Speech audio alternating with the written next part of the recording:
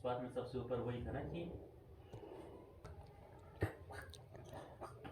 भारत के प्रमुख प्रवाल भित्ति क्षेत्र के बारे में बात करते हैं। पहला है प्रवाल भित्ति कच्छ की खाड़ी में, मन्नार की खाड़ी में, लक्षद्वीप और अंडमान निकोबार आइलैंड सभी में पाई जाती है। ठीक है, तो इसका आंसर होगा डी।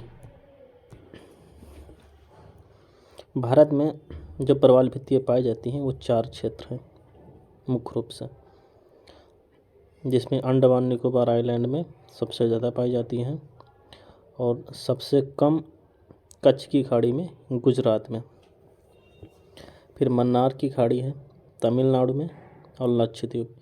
ये 4 ऐसे क्षेत्र हैं जहां प्रवाल भित्तियाँ सबसे अधिक मात्रा में पाई जाती हैं। इन क्षेत्र के अलावा जो कोंकण क्षेत्र है केरल का, वहाँ पाया जाता है। कर्नाटक में नेत्राणी आइलैंड है, वहाँ पाया जाता है। और मालवड़ अभयारण्य आदि ऐसे क्षेत्र हैं जहाँ पर प्रवाल भित्तियाँ पाई जाती हैं। आगे हम इनके कोरल ब्लीचिंग के बारे में पढ़ेंगे। अगला क्वेश्चन है, एक कथन दिया हुआ है और इसके बारे में देखना है। पहला है कि विश्व की सर्वाधिक जो प्रवाल भित्तियाँ हैं उष्णकटिबंधीय सागर जल में पाई जाती हैं।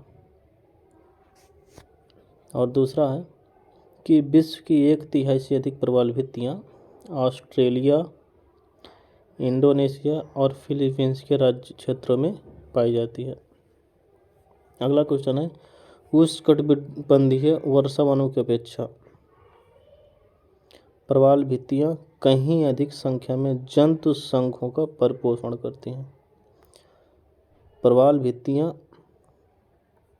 एक तरह से उत्पादक हैं जो जंतु संघ हैं उनके पोषण के लिए। जिस प्रकार से मृदा में अदर पोषक तत्व पाए जाते हैं, उसी प्रकार से प्रवाल भित्तियाँ ये जलीय प्लांट हैं और यहाँ ये जो जल के जंतु हैं उनके पोषण के लिए जरूरी होता है। तो इसके सारे आंसर सही हैं। आंसर है कि विश्व की सबसे अधिक प्रवाल भित्तियाँ उष्णकटिबंधीय सागरीय जल में मिलती हैं और जो 1/3 है उससे अधिक प्रवाल भित्तियाँ कहाँ, ऑस्ट्रेलिया, इंडोनेशिया और फिलीपींस के राज्य में अवस्थित है। अधिकतर ऑस्ट्रेलिया के उत्तर पूर्वी भाग में, नॉर्थ ईस्ट में। ठीक है, और ये जो सागरीय जंतु संघ हैं उनका परिपोषण करती हैं। अगला क्वेश्चन है कि कौन सा एक पारितंत्र इकोसिस्टम शब्द को परिभाषित करता है। पहला कि पारितंत्र एक दूसरे से अन्योन्य क्रिया करने वाले जीवों का समुदाय है। दूसरा है पृथ्वी का वह भाग जो सजीव जीवों यानी लिविंग ऑर्गेनिज्म द्वारा आवासित होता है, उसे इकोसिस्टम कहते हैं। या फिर जीवों यानी ऑर्गेनिज्म का समुदाय और साथ ही वह पर्यावरण जिसमें वे रहते हैं, इसे इकोसिस्टम कहते हैं। या फिर किसी भौगोलिक क्षेत्र की वनस्पति और प्राणी जात को इकोसिस्टम कहते हैं। तो जो सबसे नियर आंसर है वो है आंसर सी, जीवों यानी जो ऑर्गेनिज्म है और समुदाय साथ ही पर्यावरण जिसमें वे रहते हैं। हमने इकोसिस्टम की पहले भी बात की थी। इकोसिस्टम 2 चीज़ों से मिलकर बनता है, दोनों चीज़ें होनी बहुत ज़रूरी हैं। एक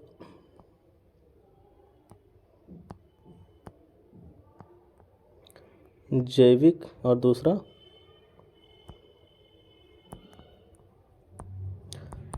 अजैविक। 2 ऐसे कंपोनेंट हैं जो इकोसिस्टम बनाने के लिए महत्वपूर्ण होते हैं। इकोसिस्टम देखते हैं। सबसे पहले इस शब्द का प्रयोग एजी टॉन्सले ने किया था। क्वेश्चन आए हुए हैं 1935 में एजी टॉन्सले ने किया था और उन्होंने बताया था कि इकोसिस्टम भौतिक तंत्र का एक ऐसा विशेष प्रकार है, इसकी रचना जैविक, biotic and non biotic, abiotic, अजैविक कंपोनेंट से मिलकर होती है। जैविक घटकों के अंतर्गत क्या क्या आते हैं? इसमें आते हैं वनस्पति और प्राणी जात, लिविंग ऑर्गेनिज्म, जिसमें सूक्ष्म जीव और डिकम्पोजर होते हैं, ये भी शामिल होते हैं। दूसरा, अजैविक कंपोनेंट में जिनमें जीवन नहीं होता, नॉन लिविंग में क्या कहा जाता है? लाइट है, जल है, टेम्परेचर है, मिट्टी है आदि शामिल की जाती हैं। तो हम कह सकते हैं कि जो इकोसिस्टम है ये पृथ्वी के जैविक घटक और अजैविक घटकों के बीच होने वाली अंतर क्रियाओं से बना है। पृथ्वी पर जो सबसे बड़ा इकोसिस्टम है वो क्या है? जैवमंडल, बायोस्फीयर। इसके तहत पृथ्वी पर क्या क्या चीज़ें होती हैं? जलमंडल, स्थलमंडल और वायुमंडल, तीनों मंडल आके मिल जाती हैं, तब ये जैवमंडल बनता, बायोस्फीयर बनता है। अगला क्वेश्चन है कि केवल जीव द्वारा ग्रहण किए गए दिक् स्थान का नहीं बल्कि जीवों के समुदाय में उसकी फंक्शनल भूमिका को कोई वर्णन करता है। तो एक शब्द है जो कह रहा है कि केवल जीवों द्वारा ग्रहण नहीं किए गए उनके जो स्थान हैं, बल्कि जीवों के समुदाय यानी कम्युनिटी में उनकी जो फंक्शनल भूमिका है उसका वर्णन करता है। तो ये पारिस्थितिकी कर्मता होता है, जिसे हम नीचे भी बोलते हैं। तो इकोलॉजिकल नीचे, इकोलॉजिकल नीचे इस शब्द को ग्रीनेल्स ने दिया था सबसे पहले, और उन्होंने बताया कि विभिन्न प्रकार की जातियों और उपजातियों का स्थानीय वितरण व्यवस्था इसी माध्यम से निरूपित किया जाता है, जिसमें आवास और निकेत हैं। इसकी बात करें तो यह वह स्थान जहाँ होता है जहाँ जीव निवास करते हैं, आवास कहलाता है। आवास भौतिक गुणों से युक्त होता है, जिसमें वनस्पति प्राणी जीवन के प्रबल रूप में सम्मिलित होते हैं, जबकि किसी जीव का पारिस्थितिकीय निकेत नीचे विभिन्न स्थितियों में, जिसमें उसकी सबसे बड़ी स्थिति होती है सहनशीलता, रिसोर्सेज के उपयोग की क्षमता और पारिस्थितिकीय तंत्र में इसकी भूमिका को दर्शाता है। प्रत्येक जीव का एक विशिष्ट निकेत होता है और यह कोई भी दो जातियां एक ही निकेत में नहीं रह सकती। हमने पहले भी बात किया था कि आवास और निकेत, आवास में क्या होता है और निकेत में क्या होता है। आवास में दो या दो से अधिक स्पीसीज रह सकते हैं, जबकि निकेत में क्या होता है? एक ही स्पीसीज रहेगी, एक के अलावा दूसरा नहीं रहेगा। और अगर किसी निकेत में एक के अलावा दूसरा स्पीसीज आता है तो उनमें संघर्ष होता है, स्ट्रगल होता है, जिनमें एक ही स्पीसीज सरवाइव कर पाती है और दूसरा ख़त्म हो जाती है। वहीं जो इकोटोन है, इकोटोन भी हमने बात किया था कि दो या दो से अधिक विविध समुदायों के मध्य भौगोलिक संक्रमण क्षेत्र को संक्रमित कहते हैं, जिसमें घास, जैसे इसका एग्जाम्पल है घास, स्थल और वन के बीच का कोई क्षेत्र, समुद्र कोमल और प्राणियों तथा कठोर प्राणियों के बीच का कोई क्षेत्र, इसे इकोटोन कहा जा सकता है। अगला क्वेश्चन है रामसर कन्वेंशन से। रामसर कन्वेंशन इसमें कह रहा कि भारत के राज्य क्षेत्र में सभी आर्द्र भूमि वेटलैंड को बचाना, उसे कंजर्व करना भारत सरकार के लिए अधिदेशात्मक यानी एक तरह से बाध्यकारी है।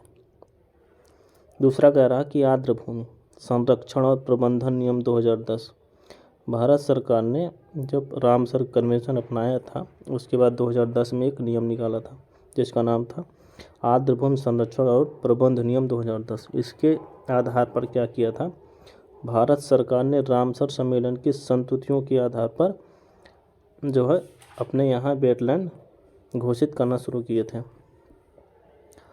तीसरा है कि आर्द्र भूमि संरक्षण और प्रबंध नियम 2010 आर्द्र भूमियों के अपवाह क्षेत्र या जलग्रहण क्षेत्रों को भी सम्मिलित करते हैं, जैसे कि प्राधिकार द्वारा निर्धारित किया गया था। तो इसके दूसरा और तीसरा सही है और ये पहला गलत है, क्योंकि ये बाध्यकारी नहीं है। दूसरा तीसरा सही है। वेटलैंड की बात करें रामसर कन्वेंशन की, तो ये 2 फरवरी 1971 को अपनाया गया था। और हमने पहले भी बात किया था कि रामसर जो है ईरान में अवस्थित एक अंतर सरकारी बहुउद्देशीय सम्मेलन हुआ था। इसमें क्या किया गया था कि जो वेटलैंड हैं उनके रिसोर्सेज के प्रोटेक्शन और वाइस यूज यानी युक्त उपयोग के लिए एक नेशनल एक्शन और इंटरनेशनल कोऑपरेशन की रूपरेखा तय की गई थी।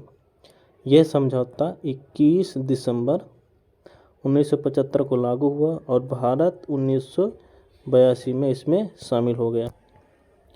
दुनिया भर में आर्द्र भूमि को संरक्षित करने के लिए इन्होंने रामसर सूची में सम्मिलित किया जाता है। आर्द्र भूमियों को अंतर्राष्ट्रीय महत्व की आर्द्र भूमियों को चिन्हित कर रामसर सूची में शामिल करने के बाद इनके संरक्षण पर विशेष ध्यान दिया जाता है। इसके लिए इन्हें ऐसे आर्द्र भूमियों का चयन किया जाता है जो खास तौर पर जल प्रवाही हो, जिसमें जल प्रवाह हो रहा हो। दूसरा, पशु पक्षियों के प्राकृतिक आवास हों, हैबिटाट हों पशु पक्षियों के, और बायोडाइवर्सिटी की अधिक संभावनाएं हों, यानी यहाँ बायोडाइवर्सिटी जैव विविधता भी हो, तो उसे वेटलैंड घोषित किया जाता है। आर्द्र भूमि संरक्षण और प्रबंधन नियम 2010 आर्द्र भूमियों की अपवाह क्षेत्र या जल ग्रहण क्षेत्र को भी सम्मिलित करते हैं, जैसा कि क्वेश्चन में दिया गया था। भारत सरकार ने आर्द्र भूमियों के संरक्षण के लिए विधि बनाए और ये विधि बाध्यकारी नहीं है। सर्वप्रथम कदम उठाए पर्यावरण नीति 2006 के तहत जो बाध्यकारी नियम थे, ये भारत सरकार ने नियम 2010 से नहीं अपनाए। हमारे यहाँ पहले पर्यावरण नीति आई थी, राष्ट्रीय नेशनल इन्वायरमेंट पॉलिसी आई थी 2006, और इसी के तहत जो वेटलैंड संरक्षण को बाध्यकारी बना दिया गया था। ठीक है, इसलिए वजह से पहला गलत हो जाता है और दूसरा सही है।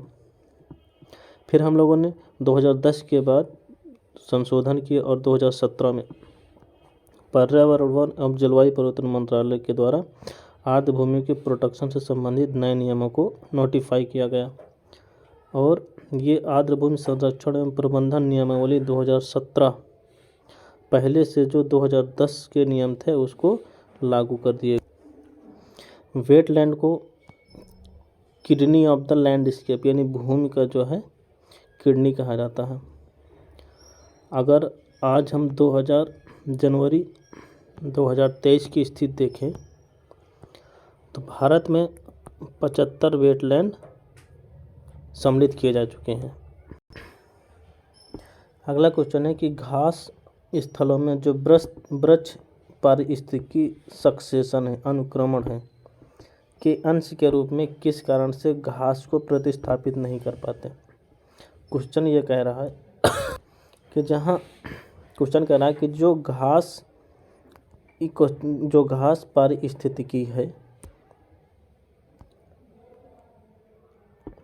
जिन स्थानों पे घास पारिस्थितिकी है उन्हें वृक्ष रिप्लेस क्यों नहीं कर पा रहा है, तो इसका आंसर है सी, जल की सीमाओं और आग के कारण। जो घास स्थलीय बायोम है इसकी विशेषता यह होती है कि यहाँ घास की वृक्ष प्रतिस्थापित नहीं कर पाते। इसका मुख्य कारण क्या है कि यहाँ घास बायोम में वर्षा बहुत ही लिमिटेड होती है, सीमित मात्रा में होती है। जब वर्षा कम होगी तो जल की उपलब्धता भी कम होगी। इस वजह से यहाँ वृक्ष बहुत ही लिमिटेड होते हैं। और जो वृक्ष होते भी हैं, जब घास स्थलों में गर्मियों के दिन में आग लग जाती है, ठीक है, यहाँ आग की बारंबारता होती है। मई जून में जब आग लग जाती है तो क्या होता है, घास के साथ साथ वृक्ष भी जल जाते हैं। और इस प्रकार से सक्सेशन है, अनुक्रमण है, फिर से शुरू हो जाता है। अगला क्वेश्चन है मिलेनियम इकोसिस्टम असेसमेंट। बहुत ही महत्वपूर्ण शब्द है मिलेनियम इकोसिस्टम असेसमेंट। इकोसिस्टम तंत्र की सेवाओं के निम्नलिखित ये जो मिलेनियम इकोसिस्टम असेसमेंट, ये पारिस्थितिकी तंत्र की कुछ सर्विसेज प्रोवाइड करती हैं और इनका वर्णन, व्यवस्था, नियंत्रण, संरक्षण और संस्कृति, इनमें से कौन सा समर्थन सेवा है। जो कैटेगरी दिया हुआ है उसका समर्थन सेवा कह रहा कौन सा। तो इसमें जो समर्थन सेवा है वो है पोषण चक्रण और फसल परागण।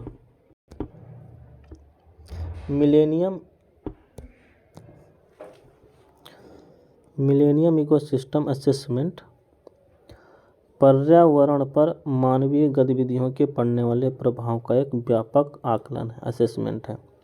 इसने पारिस्थितिकीय सेवाओं नामक शब्द को चर्चित किया, जिसे पारिस्थितिकी से मानव को प्राप्त होने वाले लाभों के लिए प्रयोग किया जाता है। यह संकल्पना संयुक्त राष्ट्र यूएन के जो पूर्व महासचिव कोफी अन्नान थे, इन्हीं के द्वारा 2000 में दी गई थी और 2001 से ये प्रारंभ हो गया। एमई ने एक पारितंत्रीय सेवाओं का मुख्य 4 वर्गों में विभाजित किया है, जिनमें प्रोविजनिंग है, सपोर्टिंग है, रेगुलेटिंग है, संरक्षण और कल्चरल में बांटा गया है। रेगुलेटिंग एंड प्रोटेक्शन और सांस्कृतिक में बांटा गया है।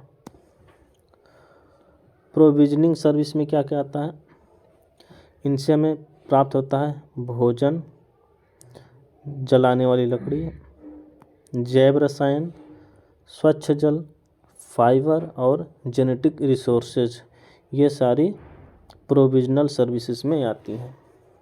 ठीक है। दूसरा सपोर्टिंग सर्विसेज है।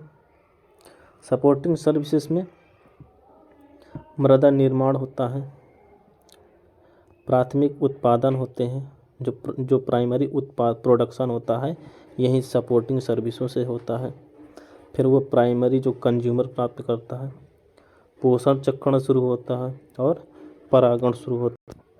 फिर रेगुलेटिंग सर्विस में क्या क्या आता है, रेगुलेटिंग सर्विस में यह जलवायु को नियंत्रित करता है, जल नियंत्रण करता है, रोगों को नियंत्रित करता है और जल शुद्धिकरण भी करता है।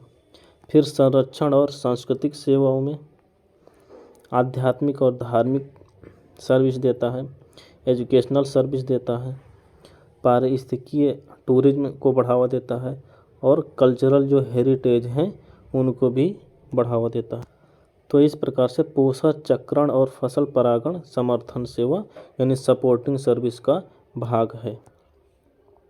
प्राइमरी उत्पादन की बात करें तो जब हम फूड चेन पढ़ते हैं, खाद्य जाल पढ़ते हैं और पोषण चक्रण पढ़ते हैं, तो यहाँ प्राथमिक उत्पादक का अहम काम होता है, क्योंकि जो पोषण चक्रण है और फूड चेन है, प्राथमिक उत्पादन जहाँ से होता है उसी पर निर्भर रहता है। फिर प्राथमिक उत्पादन से प्राइमरी जो कंज्यूमर होता है, उपभोक्ता होता है, उस पर जाता है जो प्रायः घास खाते हैं। फिर द्वितीय उपभोक्ता की तरफ जाता है जो घास और जीव जंतु दोनों खाते हैं। तो इस तरह से प्राथमिक उत्पादक जो है सपोर्टिंग सर्विस में बहुत ही अहम भूमिका निभाता है। अगला क्वेश्चन है निम्नलिखित पारितंत्रों पर विचार कीजिए। क्वेश्चन क्या कह रहा है, कौन से ऐसे पारितंत्र हैं जो नाजुक पारितंत्र के एग्जाम्पल हैं। इनमें पर्वतीय पारितंत्र है, द्वीपीय पारितंत्र है, सदाबहार वन पारितंत्र है और प्रवाल भित्तिया पारितंत्र है। सभी पारितंत्र नाजुक पारितंत्र के उदाहरण हैं। तो आंसर डी सही हो जाएगा। कुछ पारितंत्र जलवायु पारिस्थितिकी और भूमि के प्रयोग के प्रभाव में व्यापक बदलाव का सामना भी कर सकते हैं, जबकि दूसरे कई किसी भी तरह के पर्यावरण परिवर्तन के प्रति संवेदनशील होते हैं। वर्षा प्रतिरूप या परिवेश तापमान में छोटे बदलाव के प्रभाव के अक्सर नाजुक पारितंत्र को काफ़ी नुकसान पहुंचाते हैं। उपयुक्त सभी पारितंत्र नाजुक पारितंत्र के उदाहरण हैं और इनमें मानवीय हस्तक्षेप से ये अतिशीघ्र प्रभावित हो जाते हैं। अगला क्वेश्चन है कि भारत में ज्वार नदमुखीय पारितंत्र के उदाहरण कौन कौन से हैं। जहाँ जो ज्वार नदमुखीय पारितंत्र हैं इनमें कौन कौन सा, तो हमारा आंसर होगा एक डायमंड हार्बर है और दूसरा पेन्नार मुहाना है। नामेरी नहीं होगा और भीतरकनिका नहीं होगा। नामेरी कहाँ पाया जाता है, ये असम में पाया जाता है और भीतरकनिका उड़ीसा में पाया जाता है। तो ये ज्वारी नहीं है। बाकी डायमंड हार्बर पश्चिम बंगाल में पाया जाता है और पेन्नार जो है आंध्र प्रदेश के मुहाने में पाया जाता है। डायमंड हार्बर जो एक पोर्ट है ये पश्चिम बंगाल में है और पेन्नार मुहाना आंध्र प्रदेश में है। ये ज्वार नदमुख है। नामेरी ये असम में है और भीतरकनिका उड़ीसा का राष्ट्रीय पार्क है, नेशनल पार्क है। अगला क्वेश्चन है कि सूची, हमारे पास 2 सूची है और इसको सुमेलित करना है। पहला फर्न। फर्न एक प्रकार की गहरी जल, फर्न क्या होता है, छाया के लिए अनुकूलित होता है। फर्न एक पौधा होता है जहाँ छाया के लिए अनुकूलित होता है। एकेसिया एक प्रकार की जड़ प्रणाली होती है। जलकुंभी क्या होता है, ये फूलों के पर्णव्रत होते हैं। और राइजोफोरा ये लाल मैंग्रोव हैं जो जरायुजुता से संबंधित। आंसर 2 सही है। फर्न छायारागी पौधा है जो बड़े वृक्षों की छाया में उगते हैं। और एकेसिया मरुस्थलीय पौधा जिसमें गहरी जड़ प्रणाली पाई जाती है। जलकुंभी फूले हुए पर्णव्रत के कारण जल की सतह पर तैर पाती हैं। जरायुज मैंग्रोव की कुछ प्रजातियां हैं। इसमें वृक्ष पर रहते हुए बीज का अंकुरण हो जाता है, जिससे अंकुरण के समय लवणता का प्रभाव नहीं पड़ता। लाल मैंग्रोव की श्रेणी में वह पौधे आते हैं जो बहुत अधिक खारे पानी को सहन करने की क्षमता रखते हैं और समुद्र नज़दीक उगते हैं। अगला क्वेश्चन है कि पारिस्थितिकीय तंत्र को उनके कुल माध्यमिक उत्पादकता के घटते क्रम में व्यवस्थित करना है। हमें घटते हुए क्रम में व्यवस्थित करना है। तो पहला इसका होगा सबसे अधिक जो उत्पादकता है, प्रोडक्टिविटी है, चारों में से वो शीतोष्ण पर्णपाती वन में नंबर 1 पे है। दूसरा फिर सवाना आ जाता है। तीसरे में शीतोष्ण आ जाता है और चौथे में शीतोष्ण घास स्थल आ जाता है।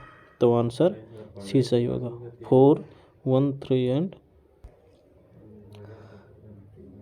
जो प्रोडक्टिविटी है इसका घटते हुए क्रम में देखें अगर तो सबसे अधिक उत्पादकता कटिबंधीय वर्षावन में कितनी है, 20।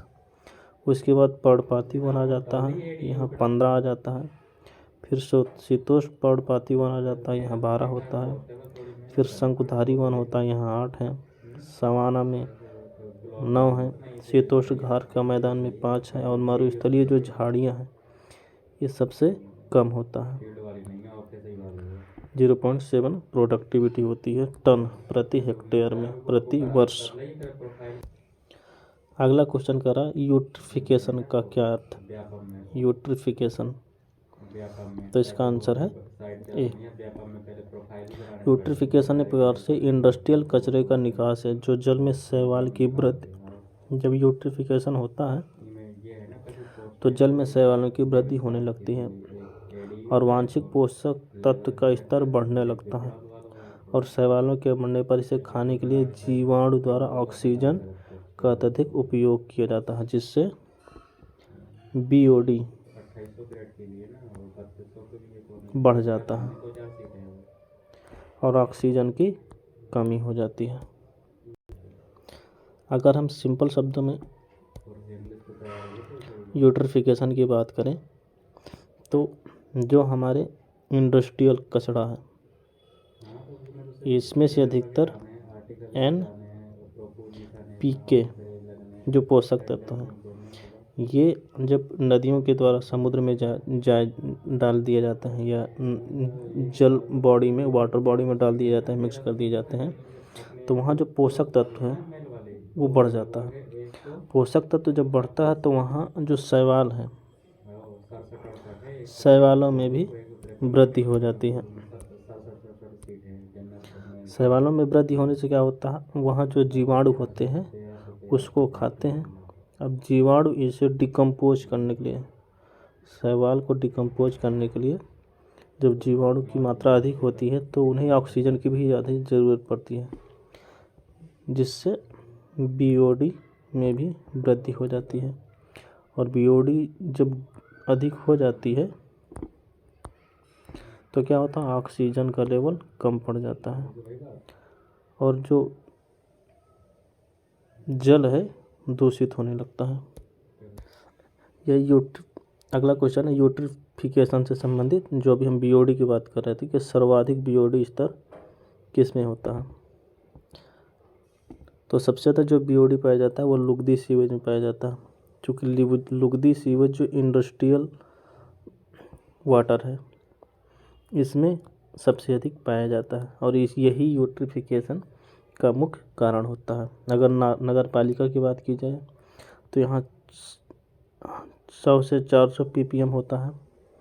डेयरी इंडस्ट्री में 2000 से 15000 ppm होता है। शुद्ध जल में सबसे कम होता है, 1 से 3 ppm होता है। और जो लुगदी सीवेज है इसमें 10,000 से 15,000 ppm पाया जाता है। तो सबसे अधिक जो BOD है वो किस में पाया जाता है, लुगदी सीवेज में, BOD, बायोलॉजिकल ऑक्सीजन डिमांड। अगला क्वेश्चन है कि रामसर सूची के अनुसार विश्व में सबसे अधिक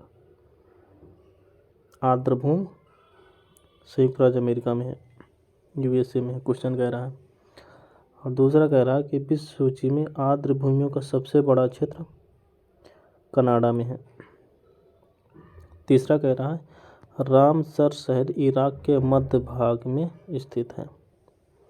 तो अभी हमने पढ़ा था कि जो रामसर शहर है ईरान के कैस्पियन सागर के तट पे, तो ये गलत हो जाएगा। ये कहाँ कह रहा है, मध्य भाग में बोल रहा है। दूसरा है तो इराक में, लेकिन मध्य भाग में नहीं है, ठीक है। दूसरा कह रहा है कि आर्द्र भूमियों का सबसे बड़ा क्षेत्र कहाँ है, कनाडा में है। तो ये हमारा सही है, सबसे बड़ा क्षेत्र कहाँ है। जबकि सर्वाधिक आर्द्र भूमि की जो बात कह रहा है संयुक्त राज्य अमेरिका में है, तो ये अमेरिका में नहीं है, UK में है, यूनाइटेड किंगडम, ब्रिटेन में। रामसर शहर ईरान में स्थित है और ये बात कह रहा है इराक की, ठीक है। तो दोनों में विभेद हमें समझना होगा। दूसरा चीज़ कह रहा कि रामसर सूची के अनुसार विश्व में सर्वाधिक आर्द्र भूमि यूनाइटेड किंगडम में है। 2 फरवरी 1971 जो सम्मेलन हुआ था कहाँ, ईरान के रामसर शहर में। यहाँ रामसर स्थल ईरान में है और इराक में नहीं है। अगला क्वेश्चन है जैव मंडल के श्रेणीकरण और उप श्रेणीकरण का सही क्रम जो है कौन है। पहला घटते हुए क्रम में जैव मंडल है, दूसरा जीवोम है, तीसरा पारिस्थितिक तंत्र है, फिर समुदाय है, उसके बाद जनसंख्या है और लास्ट में व्यक्ति है। तो ये सही है। दूसरा क्वेश्चन कह रहा है मरुस्थल, वर्षावन और टुंड्रा कुछ प्रमुख जीवों में, बायों में, ये भी सही है। तीसरा कह रहा है कि स्थलीय पर्वतीय तंत्र के 3 प्रकार हैं। स्थलीय पर्वतीय तंत्र के 3 प्रकार हैं। कौन कौन से हैं? एक वन पारिस्थितिकी है तंत्र है, दूसरा घास भूमि पारिस्थितिक तंत्र है, और तीसरा मरुस्थलीय पारिस्थितिक तंत्र है। ये भी सही है। चौथा कह रहा है कि मरुस्थलीय पारिस्थितिक तंत्र उष्ण मरुस्थल और अति उष्ण मरुस्थल में विभाजित है, तो ये गलत हो जाएगा। जो मरुस्थलीय पारितंत्र है ये एक उष्ण मरुस्थल तंत्र में है और दूसरा शीत मरुस्थल तंत्र में है, न कि अति उष्ण। इस वजह से ये गलत हो जाएगा। तो हमारा आंसर 1, 2 और 3 होगा। अगला क्वेश्चन है कि वनस्पति जगत में से संबंधित निम्नलिखित में कौन सा कथन गलत है? पहला कि शैवाल स्वपोषी होते हैं जो हरे क्लोरोफिल रंजक की सहायता से अपना भोजन स्वयं तैयार करते हैं। सही है।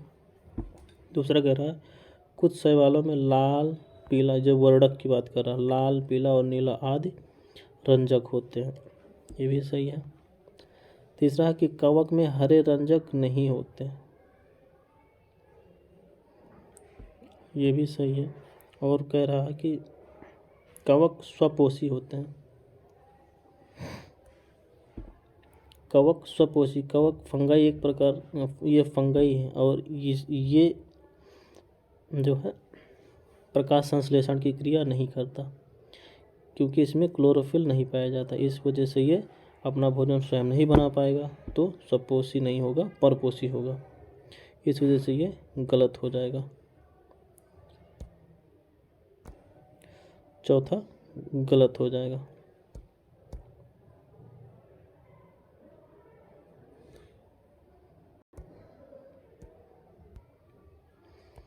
कवक में हरित लवक न होने के कारण ये परपोषी होते हैं। अब हरित लवक नहीं होगा तो ये प्रकाश संश्लेषण नहीं कर पाएगा क्लोरोफिल की तरह। अगला क्वेश्चन है शैवालों के संबंध में। समुद्री शैवाल का प्रयोग खाद्य के रूप में प्रयोग नहीं किया जाता क्योंकि इनमें निम्न पोषक तत्व होता है। दूसरा कह रहा है कि लेमिनेरिया और फ्यूकस 2 ऐसे समुद्री शैवाल हैं जिनका उपयोग पशु चारा के रूप में किया जाता है। तीसरा कह रहा है कि एगार एक प्रकार का शैवाल है। एगार एक प्रकार का एल्गी है जिसका उपयोग दवा उद्योग, फोटोग्राफी, धातु लेपन आदि में किया जाता है। और चौथा कह रहा है समुद्र में प्रायः हरे, नीले, लाल और भूरे शैवाल मिलते हैं। तो चौथा सही है, तीसरा सही है, दूसरा सही है और पहला गलत हो जाएगा क्योंकि समुद्री शैवाल में अधिक पोषक तत्व, कह रहा है निम्न पोषक तत्व पाया जाता है। निम्न पोषक तत्व नहीं, अधिक पोषक तत्व पाया जाता है और इस वजह से इनका खाद्य के रूप में उपयोग किया जाता है। तो आंसर भी सही हो जाएगा। समुद्री शैवाल में उच्च पोषक तत्व पाया जाता है, इस वजह से इसका इस्तेमाल जो है खाद्य के रूप में किया जाता है। अगला क्वेश्चन है कि पारिस्थितिकीय तंत्र सेवाएं ऐसी प्रक्रिया है जिसमें पर्यावरण मनुष्यों के लिए उपयोगी लाभ उत्पन्न करता है, जैसा कि आर्थिक सेवाएं, अभी जो हमने पढ़ा था। कह निम्नलिखित में कौन सी सेवाएं हैं जो पारिस्थितिकीय तंत्र से प्राप्त होती हैं हमें? नंबर 1 है फलों का परागण, दूसरा स्वच्छ जल और हवा का प्रावधान, तीसरा पर्यावरण खतरों का शमन करना, एनवायरमेंट जो डिजास्टर है उनका मिटिगेट करना, और कार्बन पृथक्करण, कार्बन सेग्रीगेशन। तो ये सभी हैं, आंसर डी होगा, सभी सेवाएं प्राप्त होती। मानव मात्र पारिस्थितिकी से विभिन्न प्रकार से लाभान्वित होता है। इन लाभों का सामूहिक रूप से पारिस्थितिकीय सेवाएं कहा जाता है। हमने पहले भी बात किया था कि ये 4 प्रकार की सर्विस प्रोवाइड कराता है। एक सपोर्टिंग सर्विस होता है, प्रोविजनल सर्विस होता है, नियमकारी सर्विस होता है और सांस्कृतिक सर्विस होते हैं, जिनमें फलों का परागण, स्वच्छ जल और वायु का प्रावधान और पर्यावरण खतरों का शमन, कार्बन पृथक्करण और कीट एवं रोग नियंत्रण इन्हीं सर्विसों में से हमें प्राप्त होती है। अगला क्वेश्चन है कि अत्यधिक उपयोगी ये वन 100 से 200 सेंटीमीटर वर्षा वाले क्षेत्रों में उत्तरी और मध्य भारत में पाए जाते हैं, नॉर्थ एंड मिडिल इंडिया में पाए जाते हैं। इन वृक्षों में साल, सागौन, चंदन, शीशम इत्यादि वृक्ष शामिल होते हैं। ये किस प्रकार के वन हैं?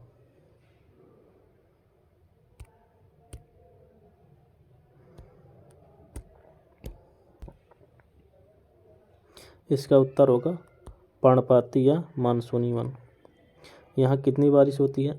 100 से 200 सेंटीमीटर वर्षा होती है। अगर हम सदाबहार वर्षा वन की बात करें तो यहाँ पर 200 सेंटीमीटर से अधिक की वर्षा होती है। उष्णकटिबंधीय पर्णपाती वनों में 100 से 200 सेंटीमीटर की बारिश होती है और इन वनों में मुख्य रूप से कौन कौन से वनस्पति पाए जाते हैं? साल है, सागौन है, चंदन है, शीशम है, हर्रा, महुआ, खैर, कुसुम आदि प्रकार के वृक्ष पाए जाते हैं।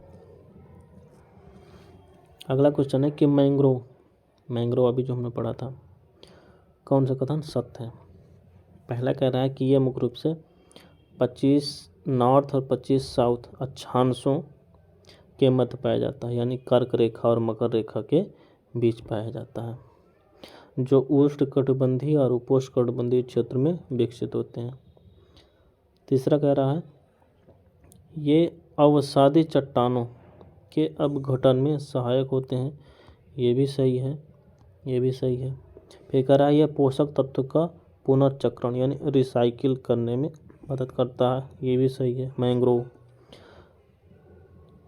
मैंग्रोव कार्बन के लिए अच्छा सिंक के रूप में भी काम करते हैं। ये भी सही है।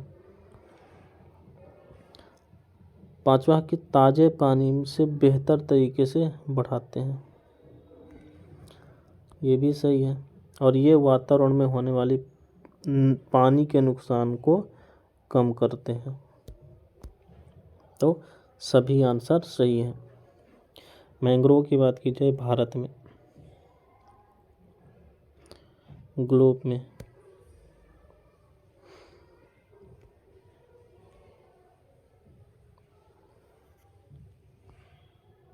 ये 0 अक्षांश है, ये कर्क रेखा है और ये मकर रेखा है।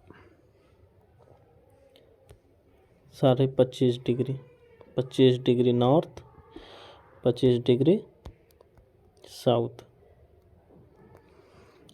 दूसरी चीज़ है कि इस बीच में क्या क्या पाया जाता है? एक उष्णकटिबंधीय और उपोष्णकटिबंधीय क्षेत्र कर्क रेखा और मकर रेखा के बीच में ही विकसित होता है।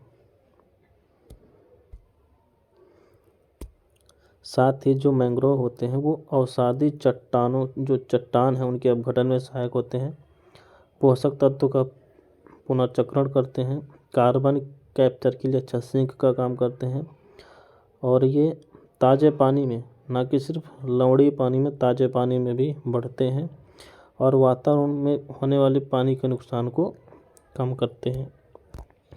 अगला क्वेश्चन है पारिस्थितिकीय तंत्र स्थलीय और सामुद्रिक पारिस्थितिक तंत्र के बीच सहजीवी संपर्क का काम कौन करता है? तो वो हमारे मैंग्रोव ही होते हैं। कौन होता है? मैंग्रोव पारिस्थितिकीय तंत्र ही होते हैं जो स्थलीय और समुद्री पारिस्थितिक तंत्र के बीच सहजीवी का संपर्क का काम करते हैं। मैंग्रोव वन स्थलीय और समुद्री पारितंत्र के स्थानों पर पाए जाते हैं। ये दोनों पारितंत्र के बीच सहजीवी संपर्क प्रदर्शित करते हैं, जो दोनों पारितंत्र के विशेषताओं का उपयोग कर लेते हैं, एक तरह से इकोटोन का काम करते हैं। अगला क्वेश्चन है निम्नलिखित में से कौन सा सही है? पहला कह रहा है सुंदरवन के बृहद मैंग्रोव वन कार्बन डाइऑक्साइड को अवशोषित करने की अपनी क्षमता तेजी से खोते जा रहे हैं। दूसरा है कि सुंदरवन डेल्टा में जल की लवणता बढ़ रही है। तो दोनों सही है, क्योंकि मैंग्रोव कार्बन कैप्चरिंग का काम करते हैं, कार्बन सिंक का काम करते हैं, तो ये अपनी क्षमता को खो रहे हैं, ये सही है। और दूसरी चीज़ है कि सुंदरवन के डेल्टा में जल की जो लवणता है वो बढ़ रही है। अब लवणता बढ़ेगी तो कार्बन सिंक का काम कम होगा, इस वजह से दोनों सही।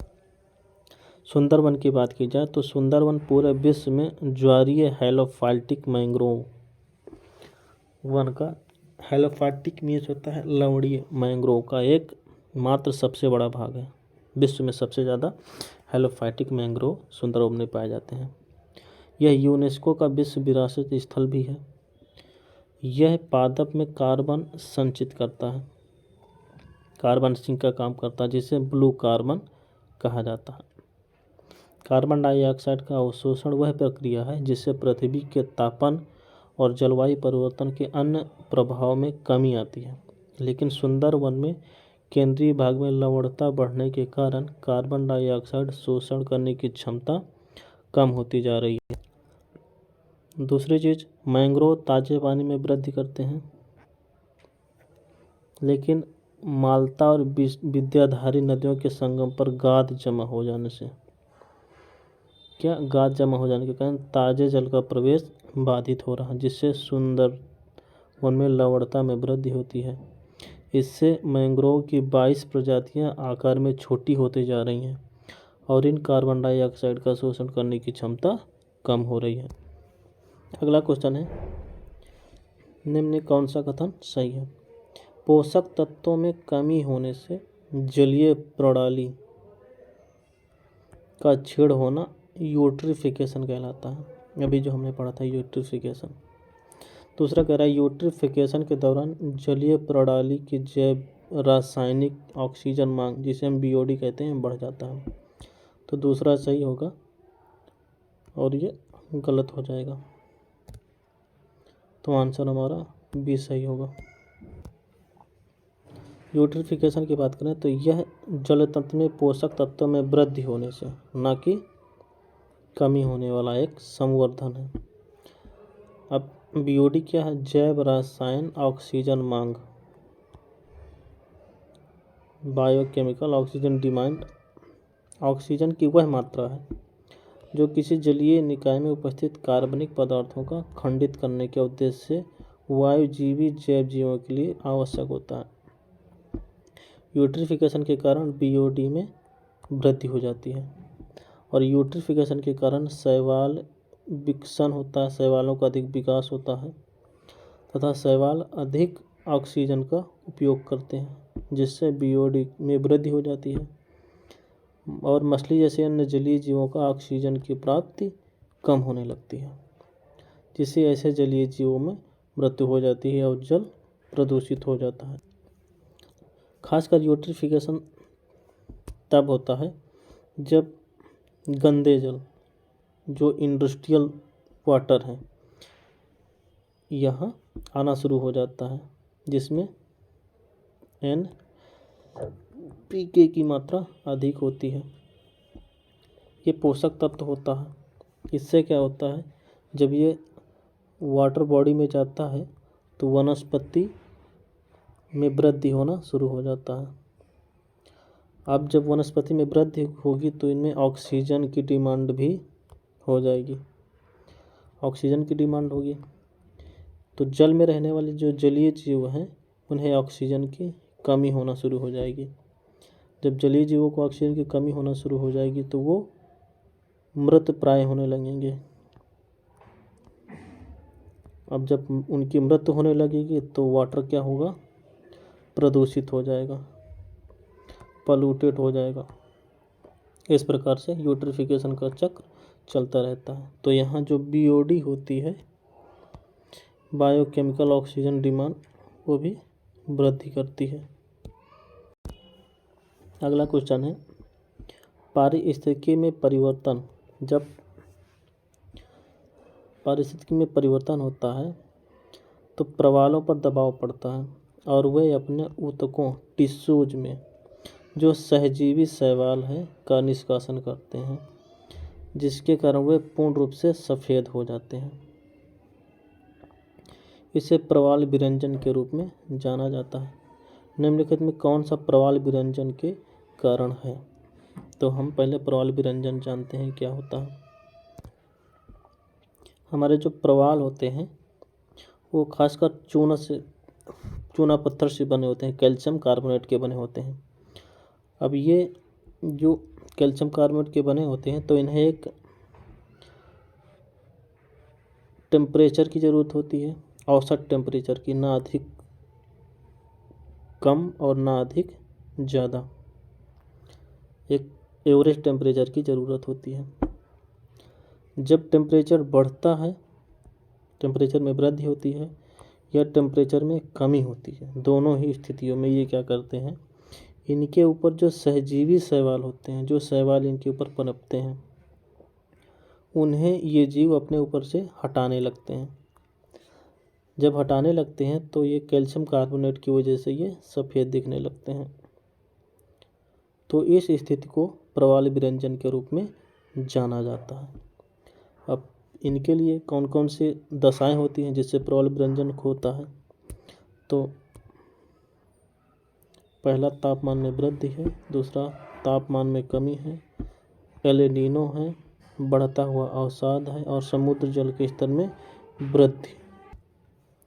ये सभी दशाएं हैं जो प्रवाल विरंजन को इंक्रीज करने में सहायक होते हैं। अगला क्वेश्चन है, कौन पारिस्थितिकी तंत्र के घटक हैं, कंपोनेंट होते हैं?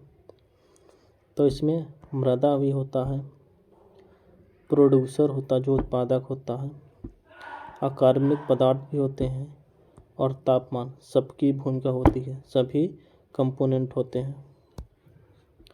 आंसर डी सही हो जाएगा। वह प्रत्येक पदार्थ जो किसी सजीव के चारों ओर रहता है, इसके संपूर्ण जीवन काल से प्रभावित करता है, समग्र रूप से उसे वातावरण कहते हैं, पर्यावरण कहते हैं, जिसमें जैविक और अजैविक, बायोटिक एंड अबायोटिक दोनों प्रकार के कंपोनेंट होते हैं। जैविक में क्या क्या होता है? ऊर्जा, जल, तापमान, मृदा इत्यादि पाया जाता है। और अजैविक में हरित पादप हो गया, गैर हरित पादप हो गया, कंज्यूमर हो गया, डिकम्पोजर आदि पाए जाते हैं। अगला क्वेश्चन है कि निम्न कथन पर विचार करना है। भविष्य के लिए मैंग्रोव एक अंतर सरकारी पहल है जो सतत विकास के लिए निवेश को प्रोत्साहित करता है, इन्वेस्टमेंट के लिए प्रोत्साहन देता है, सतत डेवलपमेंट के लिए। ये सही है। दूसरा कह रहा है यह केवल मैंग्रोव पर ही केंद्रित है, तो ये गलत हो जाएगा। एक चीज़ हमें ध्यान देना, जहाँ पर एक्सट्रीम शब्द आए, जैसे केवल, एक ही, सिर्फ एक, तो वो हमेशा गलत होता है। इस वजह से ये गलत हो जाएगा और ये सही हो जाएगा। आंसर ए हो जाएगा। भविष्य के लिए मैंग्रोव एक साझेदारी आधारित पहल है जिसके तहत धारणीय विकास के लिए तटीय पारिस्थितिकी में इन्वेस्टमेंट को प्रोत्साहित किया जाता है। इसमें मैंग्रोव को फ्लैगशिप पारिस्थितिकी के रूप में अपनाया गया है क्योंकि 2004 में एक जो सुनामी आई थी हिंद महासागर में, इसके प्रभाव को कम करने में मैंग्रोव वनों की ही अतुलनीय भूमिका होती है।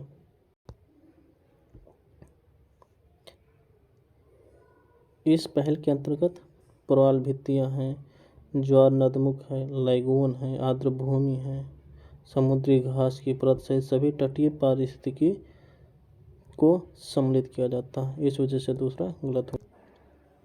अगला क्वेश्चन है, गुजरात का मरीन नेशनल पार्क का कार्य प्रवाल भित्तियों और कीचड़ युक्त भूमि को बचाना सही है। दूसरा, उड़ीसा की चिल्का झील और तमिलनाडु का पॉइंट कैलीमर, चिल्का झील और पॉइंट कैलीमर अभ्यारण्य समुद्री तटीय पारिस्थितिक तंत्र को बचाने के लिए है, तो दोनों सही होंगे। गुजरात का मरीन नेशनल पार्क छिछले स्थान, द्वीप, प्रवाल भित्ति और व्यापक ज्वारीय आर्द्र भूमि को संरक्षित करता है। तटीय पारिस्थितिक तंत्र की संरक्षा के लिए ये अभयारण्य है। चिल्का झील जो कि उड़ीसा में है और पॉइंट कैलीमर ये तमिलनाडु में है। अगला क्वेश्चन है कि यूट्रिफिकेशन मात्र एक मानवीय घटना है। मात्र एक, ओनली वन आया, एक्सट्रीम शब्द आया तो ये गलत हो जाएगा। ये मानवीय है, अधिकतर मानवीय है। अगर देखा जाए तो 75% मानवीय है, लेकिन 25% प्राकृतिक है, नेचुरल है। ठीक है। दूसरा कह रहा है यूट्रिफिकेशन के साथ जल का पोषण संवर्धन है। ये सही, जब यूट्रिफिकेशन होता है तो जल में पोषक तत्वों की वृद्धि हो जाती है। तो यूट्रिफिकेशन झील का एक प्राकृतिक रूप से कालिक क्षय है जो इसके जल को सुपोषण से होता है, अधिक पोषण से हो जाता है। समय के साथ वे धाराएं जो झील में गिरती हैं पोषक जैसे नाइट्रोजन, फास्फोरस, एनपीके इसमें प्रवेश करती हैं और यह जलीय जीवों के विकास को प्रोत्साहित करता है। जब झील की उर्वरता बढ़ती है पौधों और जलीय मृत अवशेष झील की तली में संचित होते रहते हैं। मनुष्य की गतिविधि जैसे इंडस्ट्री और घरों से अपशिष्ट प्रवाह यूट्रिफिकेशन को तेज करता है। इसमें संवर्धित या तेज किया गया यूट्रिफिकेशन कहते हैं। यह शैवाल के विकास को अधिक उत्प्रेरित करता है और गाद एवं सड़न पैदा करता है। अगला क्वेश्चन है कि फ्लोटिंग ट्रीटमेंट वेटलैंड FTW का उद्घाटन हैदराबाद के नेकनामपुर झील में विश्व आर्द्र भूमि दिवस जो कि 2 फरवरी को मनाया जाता है के अवसर पर किया गया। इसके संदर्भ में निम्नलिखित कथनों पर विचार करना है।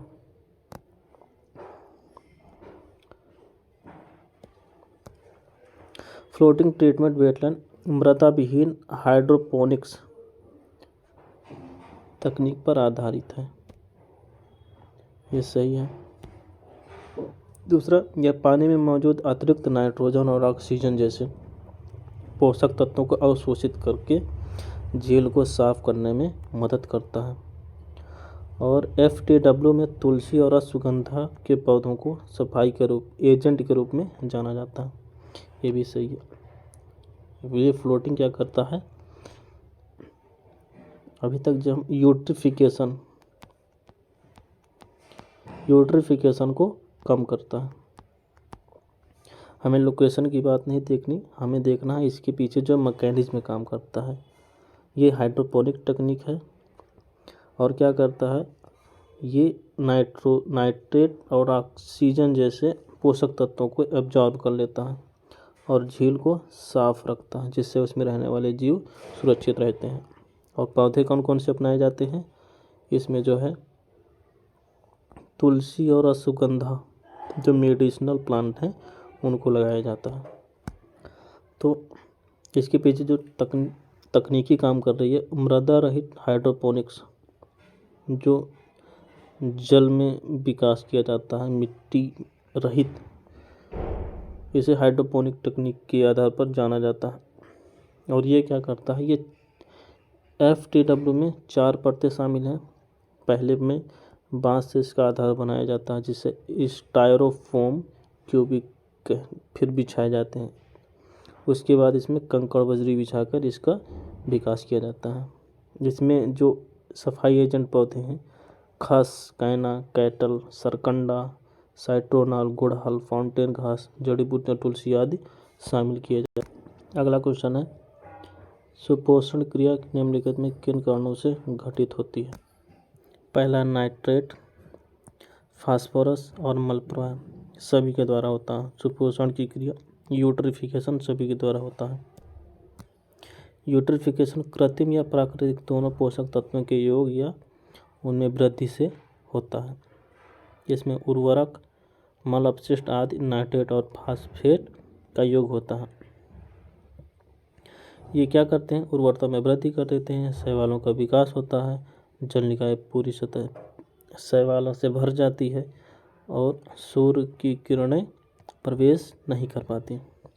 शैवाल वृद्धि के कारण पहले से जल निकाय में ऑक्सीजन स्तर कम हो जाता है। ऐसे में सूर्य के प्रकाश बाधित होने से पौधे प्रकाश संश्लेषण नहीं कर पाते और जीवों का अपघटन होने लगता है और जल निकाय में अधिक पोषक तत्व अवशोषित करने की क्षमता घट जाती। अगला क्वेश्चन है कि जो पादप प्लवक वे सूक्ष्म पादप जीव होते हैं जो स्वच्छ तथा खारे दोनों प्रकार के जलीय वातावरण में रहते हैं। अगला, पादप प्लवकों का कुल जैव भार बायोमास थल पर विद्यमान समस्त पादपों से कई गुना होता है, ये भी सही है। और उष्णकटिबंधीय क्षेत्र में पादप प्लवकों की आबादी गर्मियों में बढ़ जाती है, बढ़ती नहीं है, कम होती है। प्लैंकटन प्लवक जीवों के उस ग्रुप को कहते हैं जो नदियों, झीलों और महासागरों की सतह पर पानी में तैरते हैं। पादप प्लवक वे सूक्ष्म पादप जीव होते हैं जो स्वच्छ जल और खारे दोनों प्रकार के जलीय वातावरण में निवास करते हैं। भूमि पादपों की तरह पादप प्लवक में सूर्य के प्रकाश को अवशोषित करने के लिए क्लोरोफिल यानी पर्णहरित होता है और उनका कुल बायोमास स्थल पर विद्यमान समस्त पादपों से कई गुना अधिक हो जाता है। ये जलीय पर्यावरण में चारागाह के रूप में कार्य करते हैं। समुद्री पादप प्लवक का वितरण दुनिया भर के सभी महासागरों में समान नहीं है। जो उच्च अक्षांश हैं इनका अधिकतम एकत्रण पाया जाता है उच्च अक्षांशों पे। हालांकि महाद्वीपीय जल सीमा से उत्पादक क्षेत्र इसका अपवाद है और उष्णकटिबंधीय तथा उपोष्णकटिबंधीय क्षेत्रों में इनकी सांद्रता 10 से 100 गुना कम होती है। साथ ही स्थलीय पादपों की तरह पादप प्लवकों की वृद्धि में मौसम भिन्नताएं भी पाई जाती हैं। उच्च अक्षांश में बसंत और गर्मी के दौरान जब धूप बढ़ जाती है और शीत तूफान से पानी का लगातार मिश्रण कम होता जाता है तब इनका प्रस्फुटन अधिकतम होता है। और इसके विपरीत उपोष्णकटिबंधीय महासागरों में पादप प्लवक की आबादी गर्मियों में कम हो जाती है। जैसी गर्मियों में सतह का पानी गर्म होता है ये उत्प्लावक हो जाते हैं। ऊपर गर्म और कम उत्प्लावकता वाले जल तथा नीचे शीतल और अधिक उत्प्लावकता वाले जल के कारण पानी का आसानी से मिश्रण नहीं हो पाता। जब ऊपर गर्म जल रहता है और नीचे शीतल जल रहता है तो ये आसानी से मिल नहीं पाते, इनका आसानी से मिश्रण नहीं हो पाता और ये पोषक तत्वों का उपयोग करने लगते हैं। जब ये पोषक तत्वों का उपयोग करते हैं तो इनकी आबादी कम होती है और जब तक कि शीतकालीन तूफान जल का मिश्रण शुरू नहीं हो जाता। जब शीतकालीन तूफान आता है तो जल का मिश्रण शुरू होने लगता है और ये अपनी संख्या बढ़ाने लगते हैं। अगला क्वेश्चन है कि आर्द्र भूमि प्रबंधन संरक्षण नियम 2017 ये 2010 का संशोधित नियम है। इसमें कहा गया कि आर्द्र भूमि में धान के खेत, क्वेश्चन आया हुआ धान के खेत, मानव निर्मित जल निकाय और संरचना विशेषकर जलीय कृषि, नमक उत्पादक और सिंचाई उद्देश्यों से निर्मित संरचनाएं शामिल होती। ये क्वेश्चन गलत हो जाएगा। दूसरा, ये नियम केवल राज्य सरकारों द्वारा चिन्हित आर्द्र भूमियों पर ही लागू होते हैं। ये भी केवल आया, ये भी गलत हो जाएगा। आंसर डी होगा, ना तो 1 और ना ही 2। आर्द्र भूमि प्रबंधन और संरक्षण नियम 2017 ने वर्ष 2010 के पूर्व नियमों को प्रतिस्थापित कर दिया। अब आर्द्र भूमि में क्या क्या आता है? दलदली भूपट्टी, वनस्पति पदार्थों से ढकी भूमि, प्राकृतिक या कृत्रिम, स्थायी या अस्थायी, स्थिर और सतत प्रवाह, मीठा, खारा या लवणी जल, तीनों प्रकार के जल क्षेत्र और समुद्री पानी के वे क्षेत्र जिनकी गहराई कम ज्वार से 6 मीटर से अधिक न हो आ जाते हैं। लेकिन कुछ क्षेत्र ऐसे हैं जिसे वेटलैंड में शामिल नहीं किया गया, जिसमें नदी प्रणाली हो गया, दूसरा धान के खेत हो गए, तीसरा मानव निर्मित जल निकाय कुंड जो विशेष रूप से पेयजल के उद्देश्य से निर्मित किए जाते हैं, इनको भी शामिल नहीं किया जाएगा। और फिर जलीय कृषि, नमक उत्पादक, मनोरंजन और सिंचाई उद्देश्यों के लिए विशेष रूप से निर्मित जल संरचनाएं वेटलैंड की श्रेणी में नहीं आएंगे। तो 2017 का जो नियम है वो किस प्रकार की आर्द्रभूमि पर लागू होंगे, जिसमें रामसर सम्मेलन के अंतर्गत जो अंतर्राष्ट्रीय महत्व की वेटलैंड के रूप में जिनका वर्गीकरण किया गया है तो ये शामिल होंगे। दूसरा, केंद्र सरकार और राज्य सरकार कह रहा था कि सिर्फ केंद्र सरकार ही अधिसूचित करेंगी। केंद्र सरकार और राज्य सरकार तथा केंद्र शासित प्रदेश प्रशासन यानी यूटी के द्वारा जो भी नोटिफाई किए जाएंगे वो सभी वेटलैंड इस पे आएंगे। दूसरी चीज़ है कि कुछ आर्द्रभूमियों पर, इन जो आर्द्रभूमि हैं उन पर कुछ रूल्स काम नहीं करेंगे, इनमें भारतीय वन अधिनियम 1927, वन्यजीव प्रोटेक्शन अधिनियम 1972 और वन संरक्षण अधिनियम 1980 तथा राज्य वन अधिनियम और तटीय विनियम क्षेत्र अधिसूचना 2011। ये नियम वेटलैंड में काम नहीं करेंगी। तो वेटलैंड नियम 2017 है उस पर काम नहीं करेंगी।